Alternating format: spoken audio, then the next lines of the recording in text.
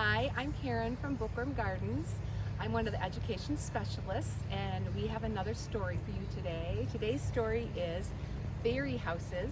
It's one of the titles featured in our Woodlands area of the garden, and we're going to head over to the Fairy Garden area to read our story today. So follow me. As we go along, you'll see some other highlighted places.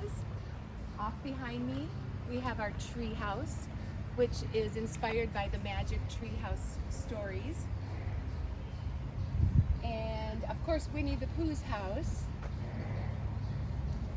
One of the favorite activities of our students that come to visit the gardens is taking our tree stump walk. It's their favorite way to get into the garden, so I think I'll follow suit and do the same.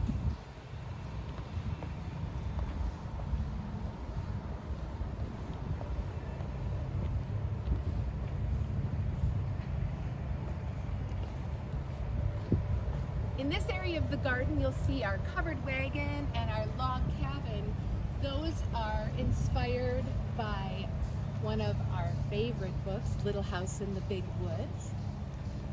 And down at the end of the path, another garden area, is the Three Bears, another favorite area in the garden. We're going to be visiting the Fairy House garden today.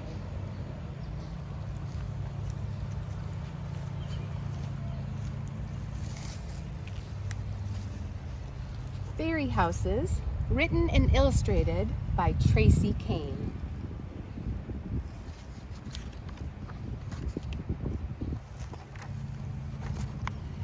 This summer, my parents decided we should leave the city and spend a week on a small island off the coast of Maine.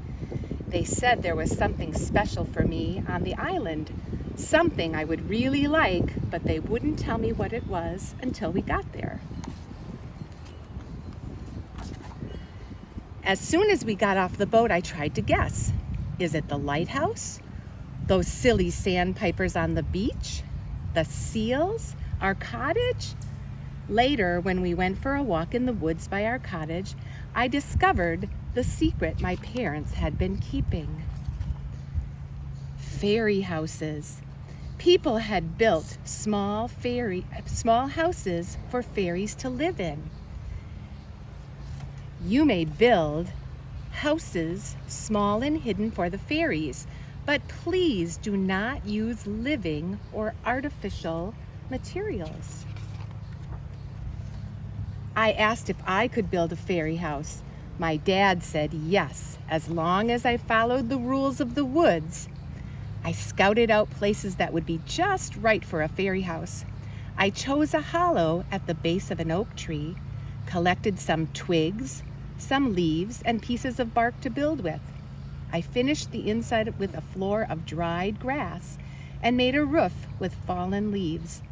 I hoped the fairies would choose my house for a place to live in. The next morning, I couldn't wait to visit the woods again to see if anyone might be sleeping inside my house. When I bent down to look, I heard chirping. Was it a fairy snoring? "Hey, you're not a fairy," I said. "You're a cricket." The cricket hopped off into a bush full of bright red berries. Maybe the fairies would like some to eat, I thought. I gathered a handful of berries from the ground and sprinkled them around my house. The following day, after visiting the lighthouse with my parents, I decided to check on my fairy house. A pair of finches were carrying the last berries away in their beaks. Searching the ground for more berries, I came to a small stream. The sound of the trickling water gave me an idea. I took some stones from my pack that I had found near the lighthouse and arranged them in a circle near my fairy house. Then I filled the circle with water from the stream in case the fairies got thirsty or wanted to take a bath.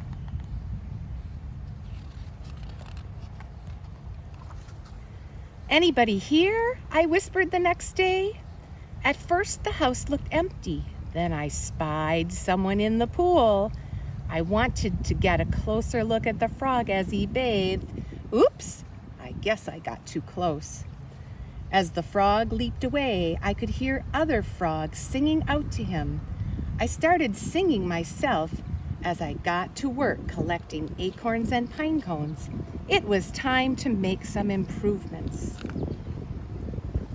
When I came back the next afternoon, I saw a squirrel nibbling on the nuts, but no fairies in sight.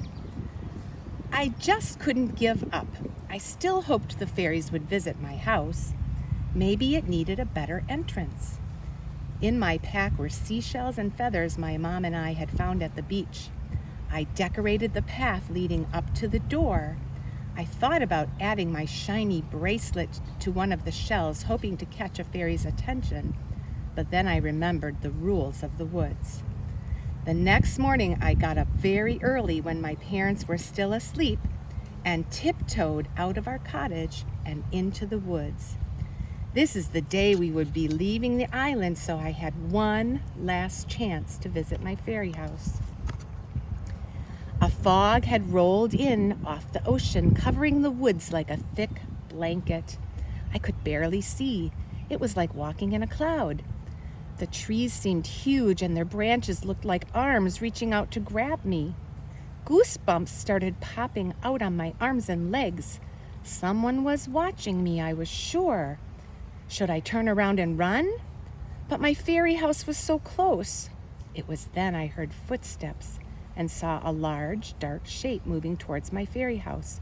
My heart started thumping. I jumped behind a tree to hide.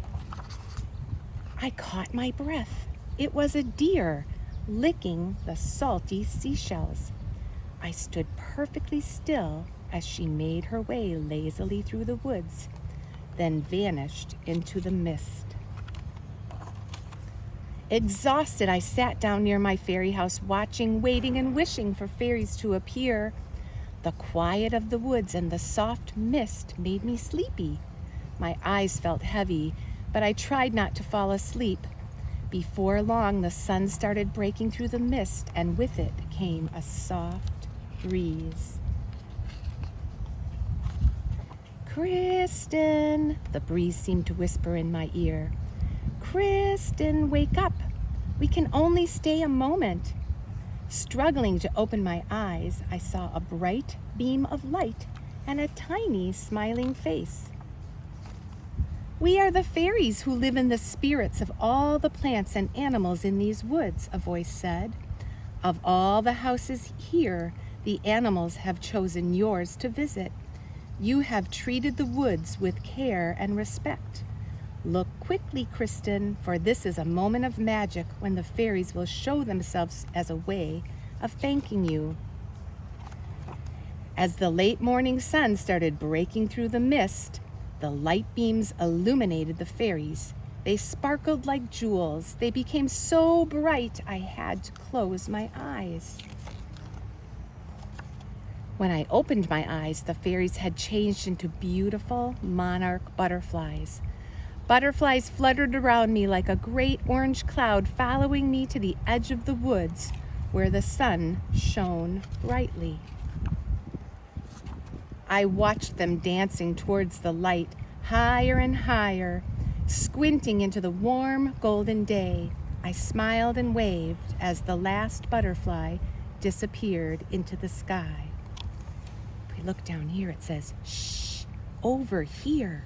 Turn this page to see some tips for building your own fairy house.